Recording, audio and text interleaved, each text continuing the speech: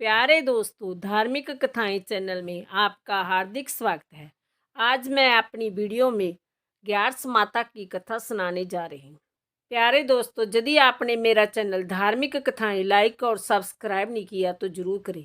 Bell icon दबाना ना भूलें जो आने वाली सभी वीडियोज की जानकारी आपको सबसे पहले हो सके। वीडियो को पूरी सुनने के बाद कमेंट बॉक्स में राधे राधे लिखना ना भूलें। ग्यारस माता की कथा। एक बार राजा की दो बेटियां थी। छोटी बेटी एकादशी माता का व्रत करती थी। हर कोई छोटी बेटी की प्रशंसा करता था और बड़ी बहन छोटी बहन से ईर्ष्या करती थी। एक बार पड़ोसी राजा का बेटा बड़ी बेटी को देखने आया, लेकिन उन्होंने बड़ी बेटी की जगह छोटी बेटी पसंद आ गई। राजा की बड़ी बेटी छोटी बहन से और भी अधिक ईर्ष्या करने लगी। इस ईर्ष्या के चलते वह तरह तरह से बहन को मारने की कोशिश किया करती थी। एक बार वह लड्डू में जहर मिलाकर अपनी छोटी बहन को खिलाने की कोशिश करती है और एक मटके में जहरीला सांप रखकर अपनी छोटी बहन के कमरे में रख देती है। एक बार वह अपनी छोटी बहन को पनघट पर पानी भरने के लिए ले जाती है और धोखे से कुएं में धक्का दे देती है और हर बार ग्यारस माता उसे बचा लेती है, क्योंकि वह ग्यारस माता की परम भक्त थी। बड़ी बहन बहुत परेशान हो गई कि जय किसी तरह से भी नहीं मरती। एक दिन वह अपनी छोटी बहन से बोली, मेरी प्यारी बहन, भगवान ने हम सब की मृत्यु किसी ना किसी तरह से लिखी हुई है। क्या तुम्हें पता है तुम्हारी मृत्यु कैसे होगी? छोटी बहन बहुत सीधी थी। वह बोली, मेरे पालतू तोते के गले में जो हार है, मेरी जान उस हार में अटकी हुई है। यदि कोई मेरे तोते को मारकर उसके गले में जो हार है उसको पहन ले तो मेरी मृत्यु हो जाएगी। जब वह उस हार को उतार कर कहीं रख देगी तो मैं जीवित हो जाऊंगी।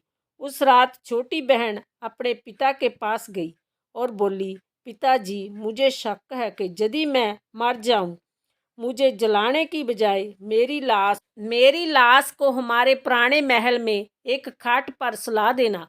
पिताजी बोले, प्यारी बेटी, तुम ऐसा क्यों बोल रही हो? 2 दिन बाद तो तुम्हारी शादी है। तब छोटी बेटी बोली, पिताजी, समय का क्या भरोसा है, शादी का दिन भी आ गया। शादी वाले दिन बड़ी बहन छोटी बहन के तोते को ढूंढती है, लेकिन उसे तोता कहीं नहीं मिलता। तभी दरवाजे पर बारात आ जाती है।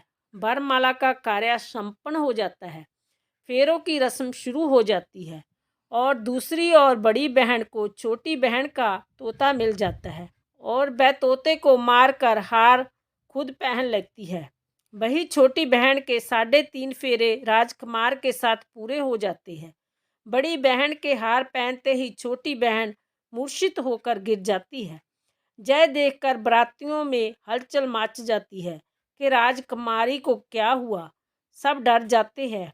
तब राजा हकीम को बुलाते हैं और छोटी राजकुमारी को महल में ले जाकर लौटा दिया जाता है। वेद हकीम राजा से कहते हैं कि हमने जय पहली बार देखा है कि राजकुमारी ना तो मरी है और ना ही जीवित है। जय तो एक जिंदा लाश के समान है। हकीम की बात सुनकर राजा परेशान हो जाते हैं। फिर वह उनसे कहते हैं कि आप बाहर जाकर बोले कि राजकुमारी बेहोश है, थोड़ी देर में ठीक हो जाएगी। यदि आप ऐसा नहीं करोगे तो मैं आपको मृत्युदंड दूंगा। हकीम राजा के कहे अनुसार बाहर जाकर ऐसा ही बोल देते हैं। तभी बड़ी बेटी वहाँ आ जाती है और अपने पिताजी से कहती है, पिताजी, मुझे छोटी बहन के मरने का बहुत दुख है और उससे भी ज़्यादा दुख इस बात का है कि बारात के वापस चले जाने से आपकी बहुत बदनामी होगी। आप मेरी शादी राजकुमार के साथ करवा दो। इससे बारात वापस नहीं जाएगी और आपकी इज्जत भी रह जाएगी। राजा को अपनी बड़ी बेटी की बात सही लगी। फिर बड़ी बेटी को छोटी बेटी के कपड़े पहनाकर फेरों में बैठा दिया जाता है, परंतु राजकुमार मना कर देते हैं। जय मेरी पत्नी नहीं है। मेरी पत्नी जब बोलती है तब उसके मुंह से फूल झड़ते हैं। लेकिन सभी ने समझा बुझाकर राजकुमार के बचे हुए फेरे बड़ी राजकुमारी के साथ करवा दिए। फिर बड़ी बेटी को राजकुमार के साथ विदा कर दिया जाता है। लेकिन राजकुमार बड़ी बेटी के हाथ से ना तो पानी पीते हैं और ना ही उससे बात करते हैं, ना उसका बनाया हुआ खाना खाते हैं। राजकुमार मन ही मन सोचते हैं कि मैं पता लगा कर रहूँगा कि मेरी पत्नी के साथ क्या हुआ। एक दिन राजकुमार बड़े दुखी मन से घोड़े पर बैठकर जा रहे थे। घोड़ा वहीं जाकर रुका जहां राजकुमारी की अधमरी लाश को रखा गया था। राजकुमार ने घोड़े को आगे चलाने बहुत कोशिश की।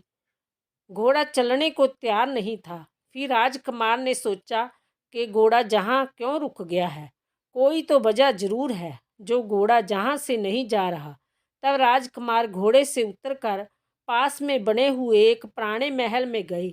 वहाँ पर एक चौकीदार था। राजकुमार ने चौकीदार से पूछा, यह किसका महल है? तब चौकीदार ने बताया, यह राजा का पुराना महल है। तब राजकुमार समझ गए कि जय महल तो उनके ससुर जी का है। फिर राजकुमार ने जही खाट पर किसी को सोते हुए देखा और उसकी ओर इशारा करते हुए बोले, जहाँ कौन सो रहा है? तब चौकीदार ने कहा, यह राजा की छोटी बेटी है जो विवाह के दिन मूर्छित हो गई थी। तब राजकुमार बोले, जय तो मेरी पत्नी है जिसके साथ मैंने 3.5 फेरे लिए थे। तब राजकुमार ने चौकीदार से कहा, मेरे जहाँ आने के बारे में तुम किसी को मत बताना, मैं तुम्हें बहुत धन दूंगा। चौकीदार मान गया। फिर राजकुमार महल के अंदर खाट के पास गया और बचे हुए 3.5 फेरे उसने खाट के साथ लिए और पूरा दिन रानी की खाट के पास बैठा रहा। जब रात हुई तो छोटी रानी जीवित हो गई और उसने अपने पति को देखा और पति को देखकर वह रोने लगी।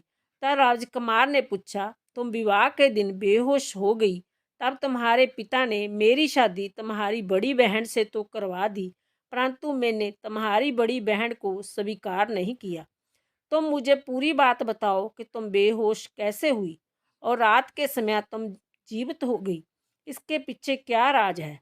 तब छोटी बेटी ने अपने पति को तोते और हार वाली सारी बात बताई और जय भी बताया कि मैंने अपनी बड़ी बहन को तोते के गले में पड़े हुए हार के बारे में बताया था। मेरी बहन मुझसे बहुत ही ईर्ष्या करती थी। उसने कई बार मुझे मारने की कोशिश भी की, पर ग्यार्स माता ने मुझे हर बार बचा लिया।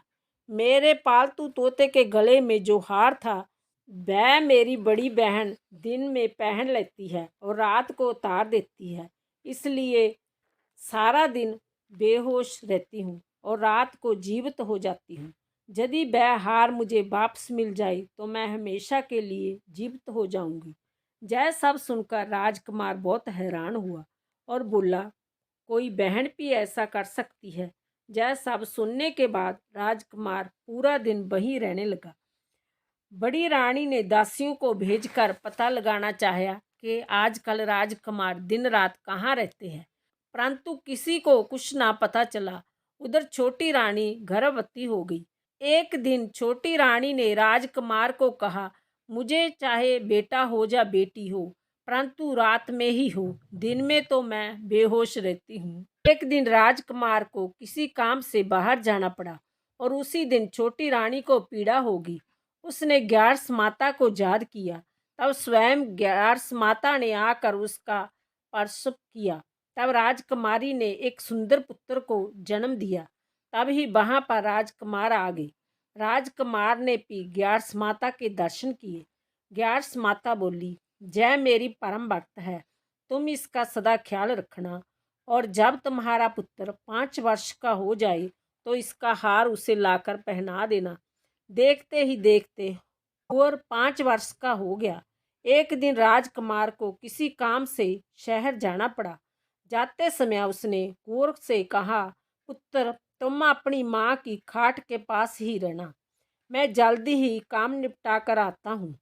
बड़ी रानी के दास दासियों ने राजकुमार को पुराने महल से निकलते हुए देख लिया और उन्होंने कुंवर को वहां से उठा लिया।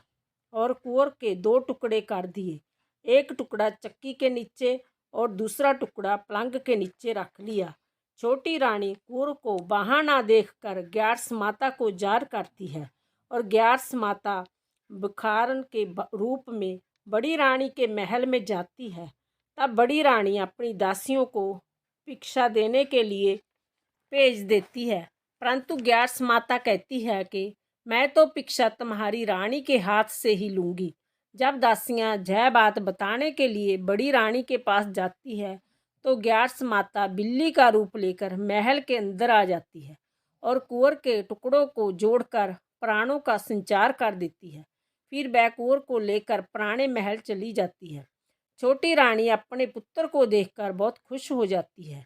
एक दिन राजकुमार कुंवर को अपने महल में ले जाते हैं और बड़ी रानी से कहते हैं कि जय बच्चा मेरी दूर की रिश्ते की बहन का है। यदि तुम पूरे मन से इस बच्चे को प्यार करोगी तो शायद मेरा दिल तुम पर आ जाए। तब बड़ी रानी उस बच्चे को बहुत प्यार से महल में रखती है। एक दिन राजकुमार कुंवर से कहते हैं कि तुम अपनी मामी के गले में टंगे हुए हार को उनसे मांग लो, फिर हम वह हार लेकर तुम्हारी माँ के पास चलेंगे, परंतु यह बात अपनी मामी को मत बताना। फिर कुंवर बड़ी रानी के पास जाकर बोले, मामी मामी मुझे अपना हार दे दो। एक बार तो बड़ी रानी मना कर देती है, पर तब उसे याद आता है कि राजकुमार ने कहा था यदि तुम इस बच्चे का ख्याल रखोगी तो शायद मेरा दिल तुम पर आ जाएगा। इतना सोचकर रानी वह हार कुंवर को दे देती है और कुंवर उस हार को अपने पिता को दे देते हैं। तब राजकुमार बड़ी रानी से कहते हैं, हम तुम्हारे हाथ का बना हुआ खाना खाएंगे, हम थोड़ी देर में आते हैं, इतने में तुम खाना तैयार करो। यह सुनकर बड़ी रानी बहुत खुश होती है। उधर राजकुमार हार लेकर छोटी रानी के पास जाते हैं और उसको वह हार पहना देते हैं, जिसके परिणाम स्वरूप छोटी रानी जीवित हो जाती है। उसके बाद वह छोटी रानी और कुंवर के साथ राजमहल में आते हैं और बड़ी रानी को अपने ससुर जी के जहाँ छोड़ने जाते हैं और उन्होंने सारी बात बताते हैं। यह सब जानकर उनके ससुर जी बहुत दुखी होते हैं और राजकुमार से क्षमा मांगते हैं। ग्यारस माता की कृपा से छोटी रानी के भाग्य जान जाते हैं। ग्यारस माता की जय। हे ग्यारस माता, जैसी कृपा अपने छोटी राजकुमारी पर की हम सब पर भी बनाई रखना। बोलो ग्यारस माता की जय। बोलो कृष्ण भगवान की जय।